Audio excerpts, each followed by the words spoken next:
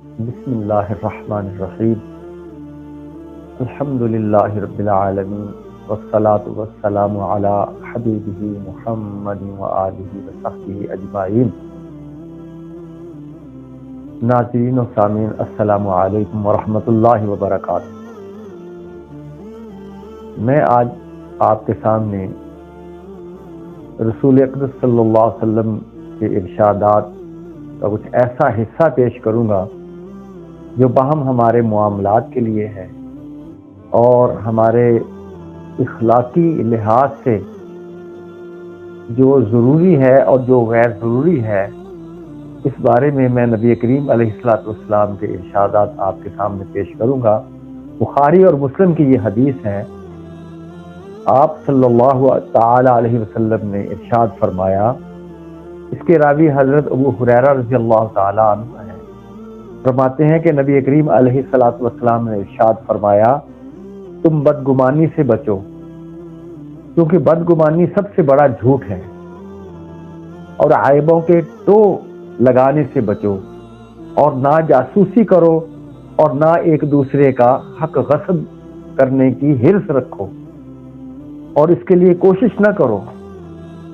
یعنی ناظرین و سامعین، بدگمانی یہ بہت بڑا گناہ ہے، اور جھوٹ بولنا اس سے منع فرمایا گیا، اور کسی کے نقائص تلاش کرنے کی جستجو کرنا اور اس میں لگے رہنا، تلاش کرنا، یہ بھی بہت بڑا گناہ ہے، اور اس سے ہر ممکن بچنا چاہیے۔ اور یہ اس کو معمولی سمجھا جاتا ہے، اور یہ کہ دوسرے کا حق غصب کرنے کے لیے دل میں حرص پیدا کرنا، یہ اندر کے روگ ہیں، یہ روحانی امراض ہیں کہ جب دل خالی ہوتا ہے یاد الہی سے تو طرح طرح کے ایسی خرابیاں جو ہیں نا وہ دل میں پیدا ہوتی ہیں۔ شیطان بندے کو اس طرف مائل کرتا ہے کہ وہ کسی کے بارے سوچے۔ بدگمانی بہت ہی بڑا گناہ ہے، اور تجسس کرنا، تو میں رہنا، یہ منع فرمایا گیا اسلام نے۔ لیکن اگر معاشرے میں دیکھیں تو لوگ اس بھاگ دوڑ میں لگے رہتے ہیں۔ تو آگے فرمایا رسول اقدس صلی اللہ علیہ وسلم نے کہ ایک دوسرے پر حسد نہ کرو اور نہ باہم بغض رکھو۔ نہ حسد کرو، نہ بغض رکھو، نہ ایک دوسرے کو پیٹھ دکھاؤ، یعنی کسی کو پیچھا دکھانے کے لیے، اس کو نیچا گرانے کے لیے، اسے اس کے جو ہے نا نقائص جو ہے نا وہ جان کر دوسروں کو بیان کرنا اور اسے دوسروں کی نظروں میں گرانا، یہ تو بہت بڑے جرم ہے۔ اور یہ جو بغض ہے کہ بلا وجہ بغض رکھنا، دیکھیں اللہ کے لیے محبت، اللہ کے لیے بغض، یہ ایمان ہے۔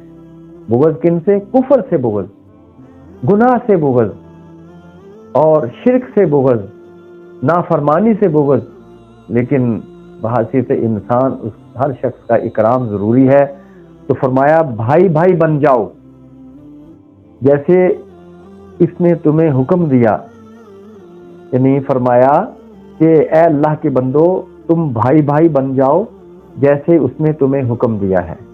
مسلمان کا بھائی ہے، نہ اس پر ظلم کرتا ہے اور نہ اسے بے یار و مددگار چھوڑتا ہے۔ سبحان اللہ، سبحان اللہ۔ دیکھیے فرمایا کہ مسلمان تو مسلمان کا بھائی ہے، نہ اس پر زیادتی کرتا ہے، ظلم کرتا ہے، نہ اسے حقیر جانتا ہے، نہ اس کے لیے برا سوچتا ہے، نہ اسے بے یار و مددگار چھوڑتا ہے۔ اللہ اکبر سے اس کی مدد کے لیے اس سے الگ نہیں ہوتا، اسے کوئی مشکل آن پڑے تو اس کی مدد کے لیے دوڑتا ہے۔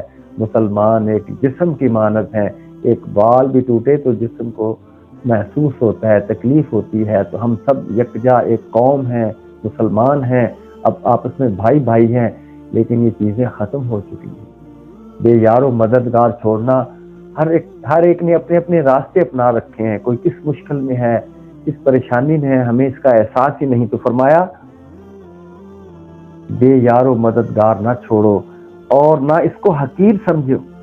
کسی کو بھی حقیر سمجھنا، کمتر سمجھنا، یہ بھی بہت بڑا نقص ہے کہ یہ حقیر سمجھ کر اسے قریب نہ بٹھانا۔ نبی کریم علیہ الصلوۃ والسلام تو اپنے غلاموں کے پاس بیٹھ کر کھانا کھاتے ہیں، اور آگے فرمایا تقویٰ تو یہاں ہے۔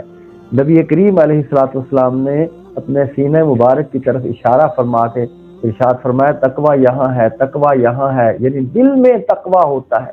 تقویٰ اللہ کو راضی کرنے کا شوق اور اللہ کی منع کیے ہوئے اعمال سے بچنا، اللہ سے ڈرنا اور شفافیت اپنے دل کے اندر پیدا کرنا، فرمایا تقویٰ یہاں ہے۔ اور آدمی کے برا ہونے کے لیے یہی کافی ہے کہ وہ اپنے مسلمان بھائی کو حقیر سمجھے اور ہر مسلمان کا دوسرے مسلمان پر اس کا خون، اس کی عزت اور اس کا مال حرام ہے۔ بے شک اللہ تعالیٰ تمہارے جسموں کو نہیں دیکھتا نہ تمہاری صورتوں کو، وہ تو تمہارے دلوں اور تمہارے اعمال کو دیکھتا ہے۔ ناظرین و سامعین، یہ وہ نبی کریم علیہ الصلوۃ والسلام کے ارشادات ہیں جس کے لیے ہمیں عمل کرنے کے لیے فکر مند رہنا چاہیے کہ ہم میں یہ خرابیاں تو نہیں ہے تو اس سے بچ جائیں، اسی میں خیر ہے۔ اللہ کریم مجھے اور آپ سب کو عمل کی توفیق عطا فرمائے۔